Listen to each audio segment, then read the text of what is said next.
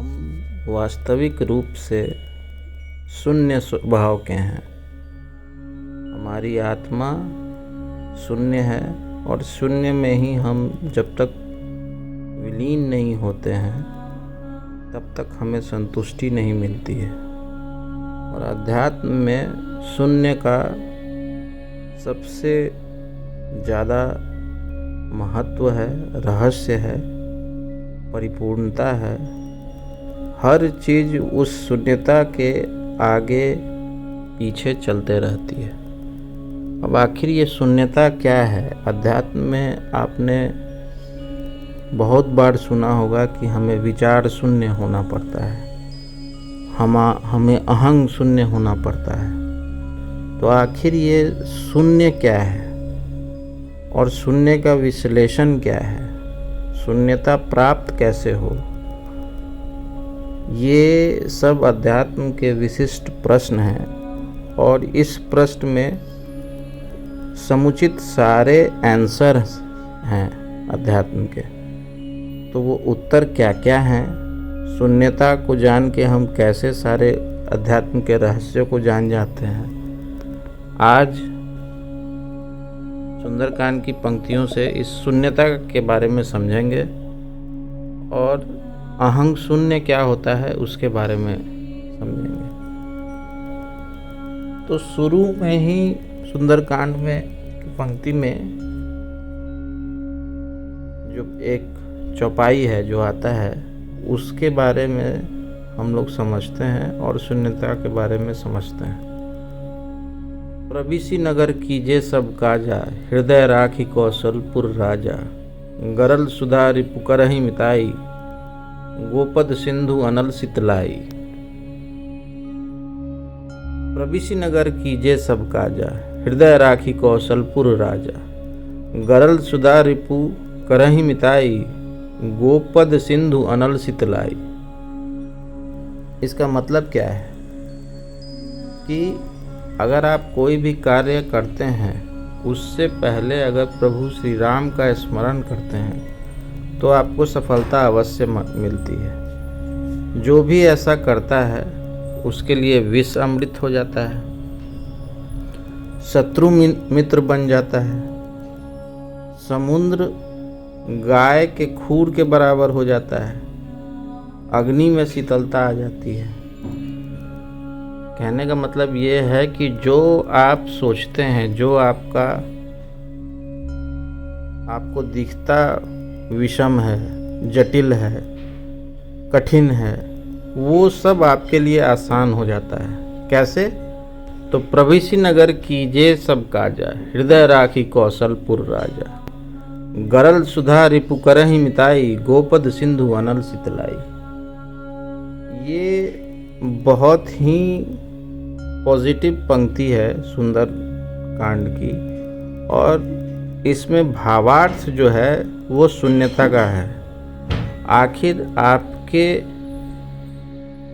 कोई भी कार्य करने में अगर हृदय में सिर्फ ईश्वर बसते हैं तो ईश्वर आपके हृदय में अगर बस गए, इसका मतलब क्या हुआ कि आपका भाव शून्य हो गया, आपने अपने आप को शून्यता में विलीन कर लिया। तो ईश्वर कहाँ बसते हैं? ईश्वर वहीं बसते हैं जहाँ वह पाते हैं कि यहाँ कोई अहंकार नहीं है, वो सर्वस्व समर्पित है मेरे तरफ, वहीं ईश्वर बसते हैं। वो चाहे कोई भी हो, कैसा भी भक्त हो, अगर उसके अंदर ये भाव सर्वस्व समर्पण वाला है, उसका अहंकार एकदम शून्य हो चुका है, उसका विचार एकदम शून्य हो चुका है, वहीं ईश्वर बसते हैं और वहीं वो वास करते हैं। तो इस रहस्य को समझने के लिए हमें सब मनुष्य का तन मिला है। और नानक कहते हैं, गुरु नानक जो हैं वो कहते हैं कि अपने आप को, मतलब मनुष्य के तन को बताते हैं कि इतना वो जटिल है, इतना वो खराब है कि वही एक है जो उसके हुक्म में नहीं है। बाकी सारी सृष्टि की सारी कायनात उसके हुक्म में चलती है। वो जैसा चाहता है वैसा होता है। लेकिन एक मानव ही है जो उसके हुक्म के विपरीत चलता है, और वो सबसे ज़्यादा यहाँ परेशान होने वाला कोई जीव है तो वो मानव है। क्यों? क्योंकि जिसको उसने समस्त शक्तियाँ दे के भेजा कि भाई तुम सर्वस्व हो, तुम मेरे जैसे ही हो। मेरे जैसे होने का कारण क्या है कि मैंने तुम्हें ऐसा ही बना के भेजा है कि तुम हो जाओ, तुम अपने स्तन से मुझे प्राप्त कर लो। और हम ही सबसे ज़्यादा परेशान हैं। क्यों? क्योंकि हमारे अंदर वो शून्यता नहीं है, हम भाव शून्य नहीं हो पाते हैं। तो ये भाव शून्य होगा कैसे? आदमी उस शून्यता में अपने को विलीन करेगा कैसे? तो सिर्फ उसको आधार अगर मान लिया जाए, सिर्फ उसका आधार ले लिया जाए जीवन में, तो आप भाव शून्य हो जाते हैं। अब ये एक पंक्ति है कि उसका आधार ले लेना, उसके आधार को मान लेना, उसको आधार मान लेना, उसी से सब चीज़ चलता है, उसी को आधार मान लेना, ये सबसे आसान काम है और सबसे कठिन काम है। क्योंकि माया इसमें जो है हमें दिखाते रहती है कि हम उसके आधार को नहीं मान पा रहे हैं। हमें अहंग भाव जगता रहता है। हम इच्छाओं में, अनेक लोभ में, मोह में, माया में, अहंकार में, जितने प्रकार की जो विघटताएं हैं, जो हमारे अंदर जितने भी समर्पण होने में जितने भी कारण हैं, जो समर्पित हमें नहीं हो पाने देने में जो बहुत मूल रूप से जो कारण हैं, वो क्या हैं? वो माया के रूप हैं। वे हमें उस समर्पण भाव को लाने नहीं देता है जो हमें भाव शून्य होने के लिए ज़रूरत है। तो भाव शून्य तब होगा ना जब आप उसको आधार मानिएगा। आप हर विषय में उसको आधार आपको मानना पड़ेगा। बिना उस आधार के आपका जीवन व्यर्थ है, निरर्थक है। इस बात को परिपूर्णता से अपने अंदर ढाल लेना होगा। तो वो एक बार में नहीं आएगा, और एक बार में आ जाएगा अगर आप इस बात को एकदम याद कर लें। जैसे बच्चे में हमें सिखाया जाता है, जोड़ सिखाया जाता है कि 2 + 2 4 होता है। तो इस बात को हम एकदम मान लेते हैं कि हाँ भाई 2 + 2 4 ही होता है। तो उसी तरह हमें भी ईश्वर को आधार मानना पड़ेगा कि ईश्वर ही हमारे आधार हैं। वो चाहे जिस रूप में है, हमारे आधार वही हैं। इसके आगे कोई बात सत्य नहीं है, सारी बातें निरर्थक है। तो फिर आप कहिएगा कि संसार में डॉक्टर्स हैं, इंजीनियर्स हैं, प्रोफेसर्स हैं, ये सब साइंटिस्ट हैं, सबका कुछ न कुछ कार्य है, और सब आदमी कोई न कोई कार्य में लगा हुआ है, और वो उसके अनुरूप कोई कार्य कर रहा है और उसमें सफलता हासिल कर रहा है। तो हम उसको तवज्जो देने लगते हैं कि इस साइंटिस्ट ने ये हासिल कर लिया, ये डॉक्टर ने ये मेडिसिन बना लिया, ये साइंटिस्ट ने ये किया, ये इंजीनियर ने ये आविष्कार कर दिया। हर कोई के कार्य की सराहना करने लगते हैं। किसी को बड़ा बना देते हैं, किसी को छोटा बना देते हैं। हम उस आदमी को ही रोल मॉडल बनाने लगते हैं, जबकि उस आदमी का रोल कुछ नहीं है। वो तो उसके अंदर वो ईश्वर का अंश है जिसके कारण वो वैसा दिख रहा है। वो ईश्वर के उस अंश रूपी शरीर में वो काबिल हो गया है कि वो वहाँ तक पहुँच पाए। वो ईश्वर के कारण है, उसका कुछ योगदान नहीं है। वो तो ईश्वर हैं, ईश्वर के चलते ये सब हो रहा है।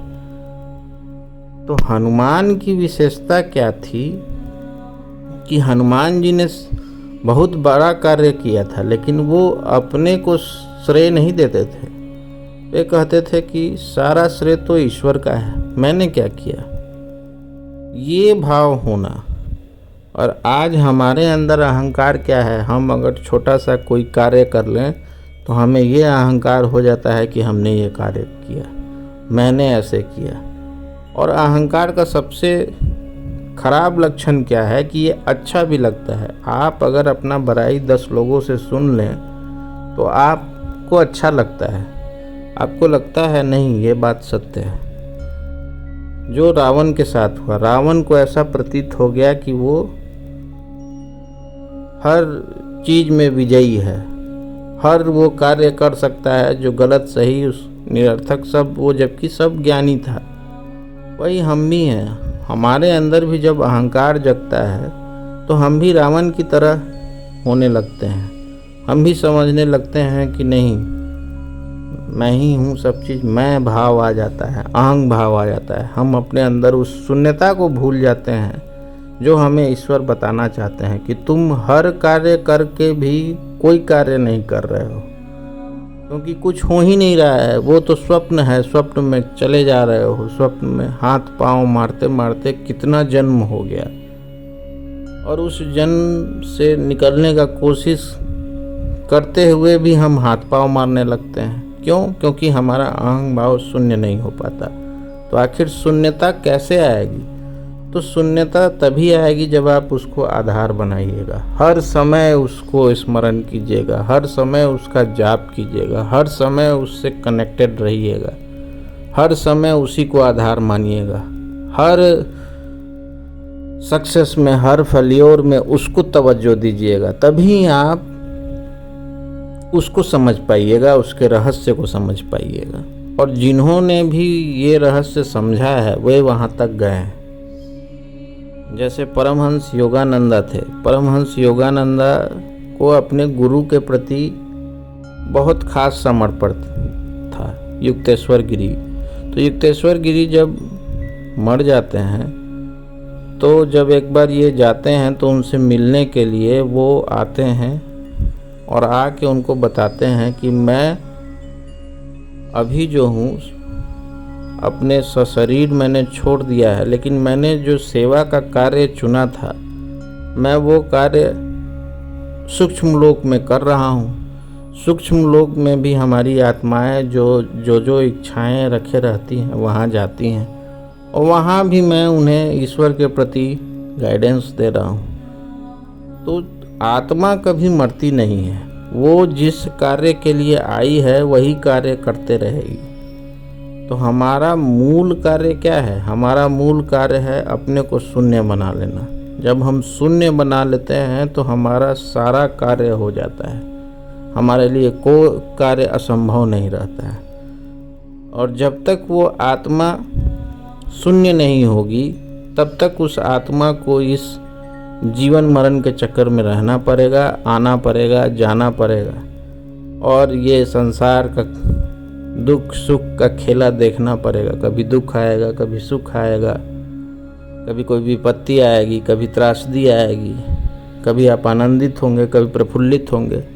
ये सब वो उसके गुण हैं। उस गुण से हम उस आत्मा की परिपूर्णता को तभी समझेंगे जब हम अपने अंदर शून्यता लाएंगे। शून्यता क्या है कि जो भी हो रहा है होने दीजिए, वो आप कार्य कर रहे हैं तो प्रवेशी नगर कीजिए सब कार्य, अपने अंदर ईश्वर को बसा लीजिए। उसके बाद कार्य करिए कि हे प्रभु आप ही कर रहे हैं, आप ही करने वाले हैं। इतना विनम्रता ले आइए कि प्रभु तुम ही हो, तुम, मैं कुछ नहीं हूँ। इतना भाव शून्य हो जाइए।